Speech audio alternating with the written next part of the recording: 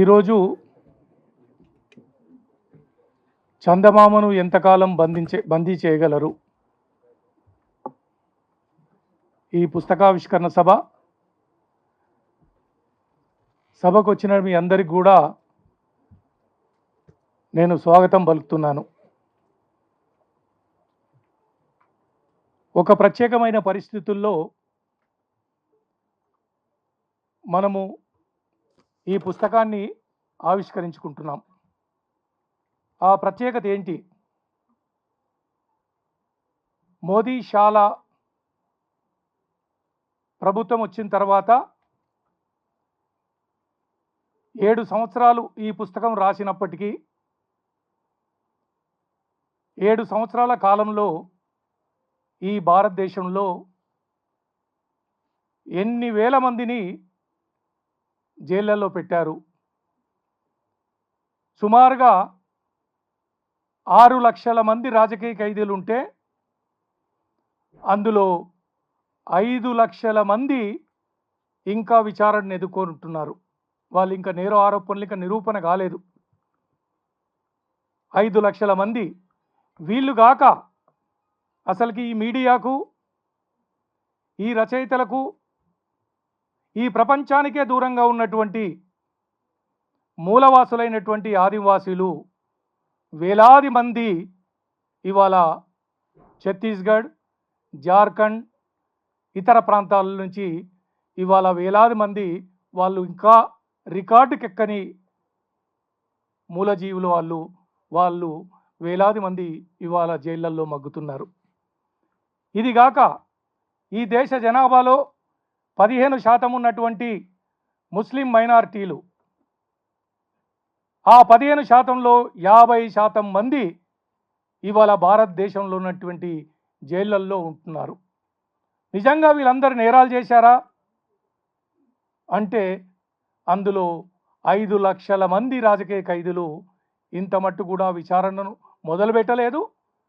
వేల సంవత్సరాలు, 5 సంవత్సరాల నుంచి 15 సంవత్సరాల వరకు కూడా జైళ్ళల్లో ఇంకా బెయిల్ రాకుండా ఇవాళ జైళ్ళల్లో ఉన్నారు. ఇవాళ ఈ రకమైనటువంటి ఈ 7 సంవత్సరాల కాలం పీరియడ్ తీసుకొని ఈ పుస్తకాన్ని రాయడం జరిగింది. దీంట్లో రాజకీయ ఖైదీలతోని సంభాషణ జరిపి, అదే రకంగా వాళ్ళ కుటుంబ సభ్యులను కలిసి, ఇది లోతుగా అధ్యయనం చేసినటువంటి అమెరికన్ పోలీస్ ప్రాజెక్ట్లో భాగంగా ఈ పుస్తకము వెలువడ్డది. దాన్ని తొలిసారిగా మలుపు అనువాదం చేసి ఈ తెలుగు పాఠకులకు అందించాలనే ఉద్దేశంతో మనం ఈ ప్రయత్నం చేశాం. అందుకే ఈ దేశంలో ఒక ప్రత్యేకమైన పరిస్థితి ఉంది.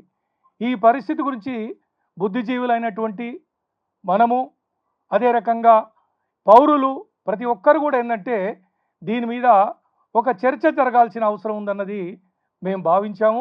అందు గురించే ఈ సభను, ఈ మలుపు ఆధ్వర్యంలో, మలుపు బుక్స్ ఇప్పటి వరకు 15 సంవత్సరాల ఒక సుదీర్ఘమైనటువంటి ఈ మలుపు ప్రయాణం.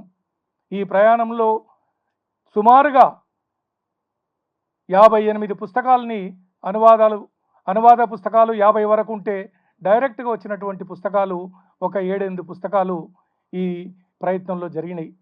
అందుగురించే ఈ సభకు ఈ ప్రాధాన్యత ఉందన్నది మేము మలుపుగా భావించి, ఈ సందర్భంగా ఒక్కసారి దేశంలో ఉన్నటువంటి రాజకీయ పరిస్థితులు, ఒక్కసారి దేశంలో ఉన్నటువంటి జైళ్ళ పరిస్థితులు ఎలా ఉన్నాయి, జైల్లో కూర్చోవడానికి మన మధ్యలో ఉన్నటువంటి ప్రొఫెసర్ సాయిబాబా జైల్లో ఉండి ఆయన తుది శ్వాస బయటకు వచ్చి తుది శ్వాస విడవడం జరిగింది. ఎందుకంటే జైల్లో పరిస్థితులు ఆ రకమైనటువంటి క్రూరమైన పరిస్థితులు, బయటకు వచ్చినా వాళ్ళ ఆరోగ్య పరిస్థితులు మెరుగుపరుచుకోక ఈ రకమైనటువంటి పరిస్థితుల్లో మనము ఈ సభను ఏర్పాటు చేసుకున్నాం. మీరందరూ కూడా ఈ సభకు వచ్చి ఈ రకంగా మీకు అందరికి కూడా ఏంటంటే మరొకసారి నేను కృతజ్ఞత తెలుపుతూ ఇప్పుడు ఈ సమావేశాన్ని మనం ఏర్పాటు చేసుకుందాం. ఈ సభకు పిలిచిన వెంటనే కొద్ది టైం తీసుకున్నా దాన్ని యాక్సెప్ట్ చేసి ముఖ్య అతిథిగా అదే రకంగా ఆవిష్కర్తగా ఫిలిం మేకరు, రచయిత, నటుడు మీ అందరికీ తెలుసు. ఇవాళ భారతదేశంలో అట్టడుగు వర్గాల ప్రజల పక్షాన తన వాయిస్ వినిపిస్తున్నటువంటి మాకు తెలిసినంత వరకు ఏంటంటే ఏకైక నటుడు ఒక సినీ రంగంలో ఉండి ఇవాళ అట్టడుగు వర్గ ప్రజల గురించి ఆలోచిస్తున్నటువంటి ప్రకాష్ రాజ్ గారిని వేదిక మీదకి సాదరంగా నేను ఆహ్వానిస్తున్నాను.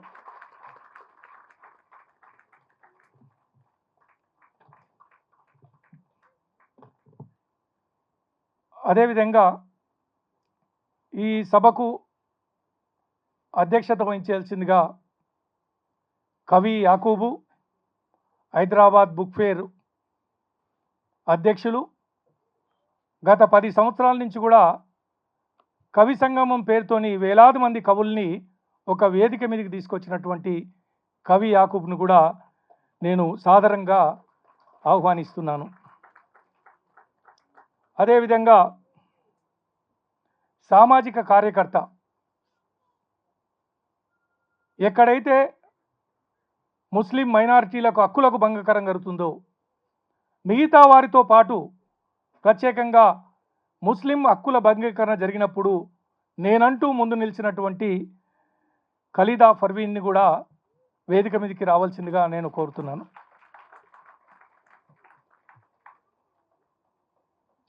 అదేవిధంగా ఈ సభకు గంటా చక్రపాణి గారు వచ్చేది ఉండే, ఆయన ఢిల్లీ నుంచి ఈరోజే వచ్చిండు. ఆయన బాగా సీవియర్ జలుబు, దగ్గు, జ్వరంతో ఉన్నాడు. నేను వస్తే ఇబ్బందిగా ఉంటుండొచ్చని ఆయన చెప్పి నేను రాలేకపోతున్నా అన్నాడు. ఆయన రావాల్సిన వాడు ఉండే ఈ సమావేశంలో రాలేకపోతున్నాడు. అదేవిధంగా మీ అందరికీ తెలిసినటువంటి వక్త, అదే రకంగా వీక్షణం మంత్లీ మ్యాగజిన్ సంపాదకులు ఎన్ వేణుగోపాల్ గారిని వేదిక మీదకి రావాల్సిందిగా నేను కోరుతున్నాను. నిజంగానే ఇది ఖైదీలకు సంబంధించినటువంటి అంశము. ఖైదీలు లేకుండా వాళ్ళు జైళ్ళల్లో అనుభవించింది మనం అందరం బాహ్య ప్రపంచంలో ఉన్నటువంటి వాళ్ళము పేపర్లో మనం చూస్తూ ఉంటాం, చూసే మనం స్పందిస్తూ ఉంటాం, ఇట్లా ఉంది అట్లా ఉందని.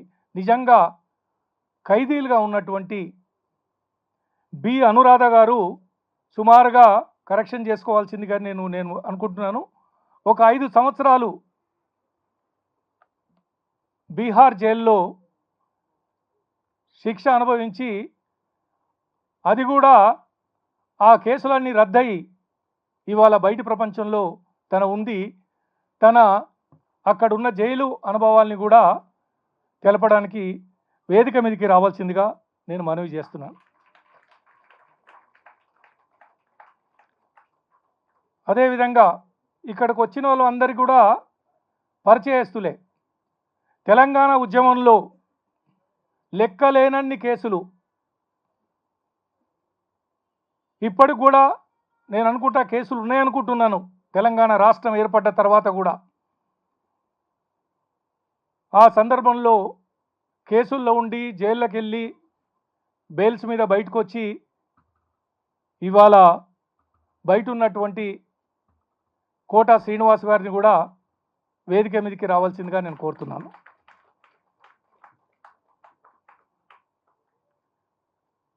నేను ఒక్క మాట చెప్పి ఈ అధ్యక్షుల వారికి నేను ఇస్తాను. నిజంగా పాలకులు మనల్ని పరిపాలించే వాళ్ళు, మనం ఓట్లేసి మనము గెలిపించినటువంటి వాళ్ళు అనుకుంటారు. అందుగురించే ఈ టైటిల్ని కూడా చందమామను ఎంతకాలం బందీ చేయగలరు. చందమామను బందీ చేస్తుంటే పక్క నుంచి వెన్నెల ప్రసారం అవుతుంటుంది. అది ఈ మూర్ఖులకు అర్థం కాదు. ఇవాళ మూలవాసునైనటువంటి ఆదివాసులను మనం రోజు పేపర్లో చూస్తున్నాము. 100 మందిని కాల్చి చంపేస్తున్నారు.